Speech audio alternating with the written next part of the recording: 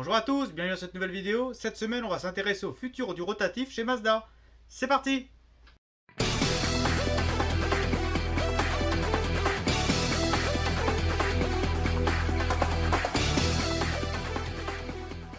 Alors avant de commencer cette vidéo, d'abord je voudrais remercier Jordan Roto de la société Ghost Factory. C'est sa boîte à lui, il fait des t-shirts sur mesure, des stickers, etc. Il m'a fait ce beau t-shirt pour la chaîne. Donc Jordan, merci à toi, vraiment, ça fait classe. Ça fait un petit peu sérieux quand on présente, puis ça change un peu de la copie de son HPI parce qu'il est temps de la mettre un peu au lavage.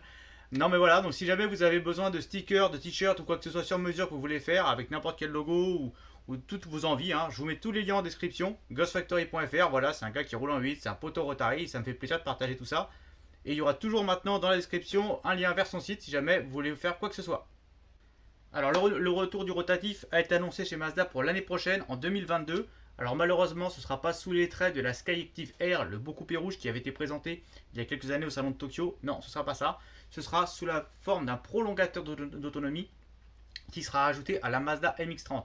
La Mazda MX-30 c'est un SUV coupé vendu en motorisation uniquement électrique chez nous, mais au Japon il est vendu en thermique, en électrique. Aux États-Unis de mémoire c'est pareil, et là ils vont l'avoir avec, à partir de 2022, avec donc le Rotary Extender, le prolongateur d'autonomie, sous la forme d'un monorotor rotatif qui sera ajouté au moteur électrique. Alors ce monorotor n'aura aucune liaison avec les roues, hein. Il sera uniquement là en support pour charger les batteries, pour offrir plus d'autonomie. Il faut savoir que le MX-30 électrique a une autonomie WLTP de 200 km. En réalité, on est plus aux alentours des 150. Donc là, ça permettrait d'environ doubler l'autonomie. On nous parle de 400 km WLTP, soit sûrement autour des 300-350 réels en conditions d'utilisation. Ce moteur, donc monorotor, 330 cm3, environ 25 kW de puissance, soit une trentaine de chevaux, et un régime maxi plafonné à 4500 tours. Ce qui veut dire que c'est un moteur qui ne prendra pas de tours comparé à notre RX-8 qu'on adore. C'est un moteur qui fonctionnera entre 1500 et 4000 tours principalement. Voilà, donc il ira quasiment voire jamais à 4005. Hein. C'est juste une puissance maxi théorique. Et il aura un couple de 47 Newton. Voilà sa fiche technique. Très léger, environ 35 kg le bloc. Et sera mis à la verticale à la suite du moteur électrique. C'est ce qu'on voit sur les plans.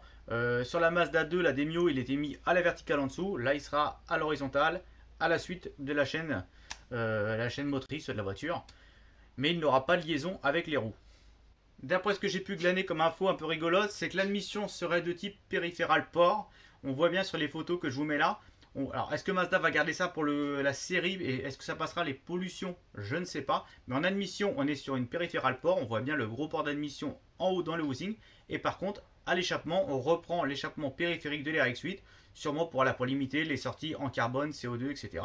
C'est un bon piège, ça fonctionne plutôt bien, surtout pour un moteur qui ne tournera pas très vite. D'ailleurs, si on regarde bien, il n'a qu'une seule bougie et pas deux. Ce qui veut bien dire que voilà, le régime faible du moteur, qui va se situer entre 1500 et 4000 tours en plage d'utilisation, n'a pas besoin d'avoir une deuxième bougie supplémentaire pour l'avance à l'allumage. Donc il y aura uniquement une bougie avec une bobine crayon fixée dessus.